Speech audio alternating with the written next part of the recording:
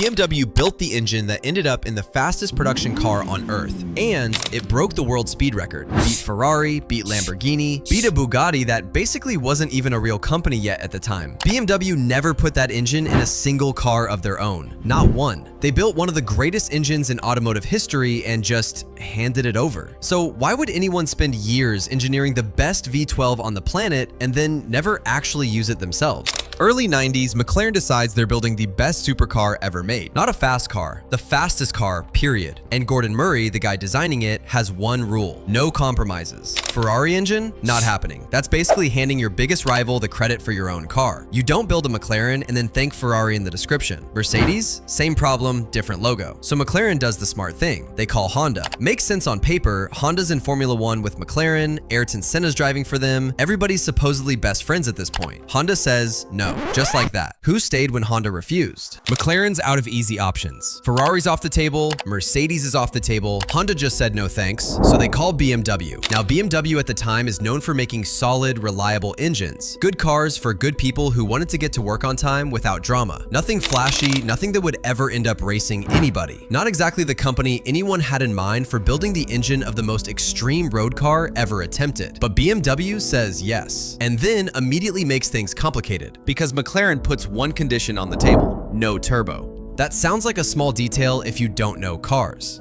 It's not. In the early 90s, if you wanted serious horsepower without spending a fortune on exotic engineering, you strapped a turbocharger onto the engine and let compressed air do the heavy lifting for you. Turbos were basically the shortcut everyone used. Faster to develop, cheaper, and they got you huge power numbers without needing some insanely over-engineered block from scratch. It's the reason so many fast cars from that era all had a turbo hiding somewhere under the hood, quietly doing all the actual work, while the badge on the trunk got all the credit. If you liked the video, it would mean a lot if you would click subscribe and like button. Enjoy the rest of the video. BMW looked at that shortcut and couldn't take it, which raises an obvious problem for the people actually building this car. Gordon Murray isn't just asking for a strong engine anymore. He's asking BMW to build something powerful enough to break world records using only natural aspiration, meaning every extra unit of power has to come from pure engineering, not a shortcut bolted on the side. And that leads to the real problem nobody outside the factory was thinking about. If you strip away the one tool everyone else was leaning on, what's actually left to make an engine this powerful? Just displacement, precision, and a whole lot of very expensive research and development. Because now every single horsepower has to be earned the slow way, through metallurgy, tolerances, airflow, all the boring stuff that actually decides whether an engine survives or explodes at high revs. So the engine problem was solved, but now McLaren had an insane engine and no finished car to put it in yet. How do you even start building a car that's never existed before? You build fake ones first, literally. Before the real McLaren F1 existed, the team built two rough test cars and gave them names like pets. The first one was called Albert, and Albert was running on a giant American V8 engine. Not because that was ever the plan, but because that was apparently the only engine big enough they could get their hands on at the time. Albert wasn't there to be fast or pretty. Albert existed purely to figure out brake sizes and gearboxes, because you can't finalize a supercar's suspension until you know how big the brakes need to be. Picture the most advanced road car of its era, and its origin story starts with a slightly embarrassing mutt running whatever big American engine happened to be lying around. The second car, nicknamed Edward, got an early version of the real V12 and spent its life quietly babysitting that engine, sorting out drivability and emissions long before it was allowed anywhere near the actual car everyone would eventually see. Was at least part of the process planned in advance, or were they really building the car as they drove it? Not really, and it gets weirder. Before any of that, the team built a rough wooden seating frame just to test ergonomics and made actual company directors sit in it like lab rats. Ron Dennis, one of the most serious, buttoned-up men in motorsport, spent time climbing in and out of a wooden box checking hip room and shoulder space. That's not a normal Tuesday for a company director, and you have to wonder what he was thinking, sitting in what was basically a glorified crate, being asked if his knees felt comfortable.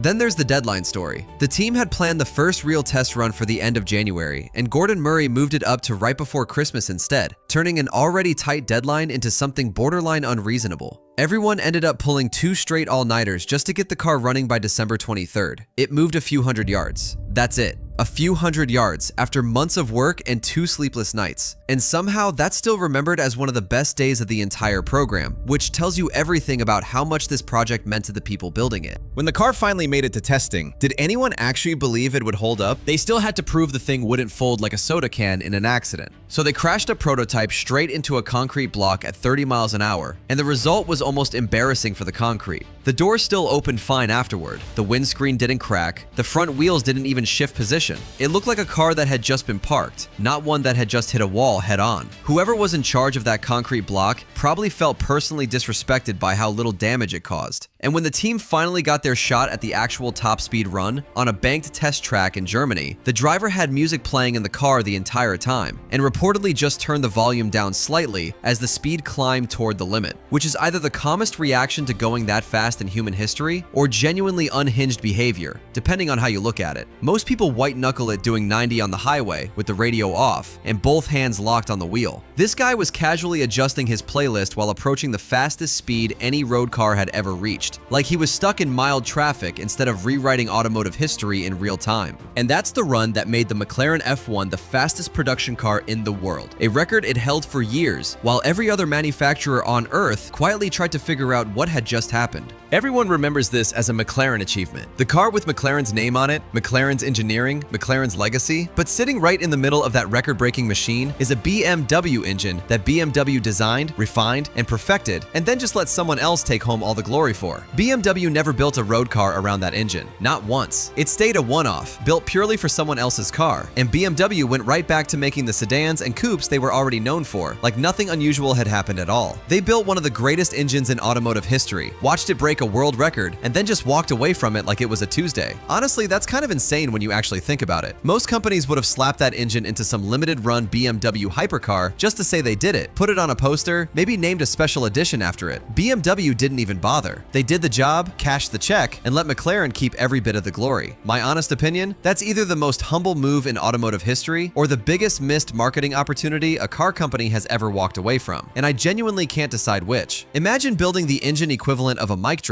and then just quietly leaving through the side door without waiting for applause. Somewhere there's probably a BMW engineer who worked on that project, gets asked at a dinner party what he did for a living, and just says something like, "I used to build engines," completely underselling the fact that one of them is sitting in arguably the greatest supercar ever made. But maybe that's the actual takeaway here. BMW didn't need their name plastered on the car to prove what they'd built. The engine speaks for itself, sitting in the most legendary supercar of its era, whether people remember who actually made it or not. And that raises one last question worth sitting with. If BMW was capable of building the engine behind the fastest car on the planet, why does almost nobody talk about that today? So next time someone tells you the McLaren F1 is the greatest supercar ever built, and it is, don't forget who actually made the thing scream. BMW built the engine, McLaren got the trophy, and somehow everybody's fine with that arrangement, except me apparently. That's like doing all the group project work and letting your lazy classmate present it, except the classmate becomes a legend and you go back to making sedans nobody talks about at parties. If you like digging into this one, smash that like button and subscribe, because there's a whole pile of car stories like this one where the real hero never even got their name on the box.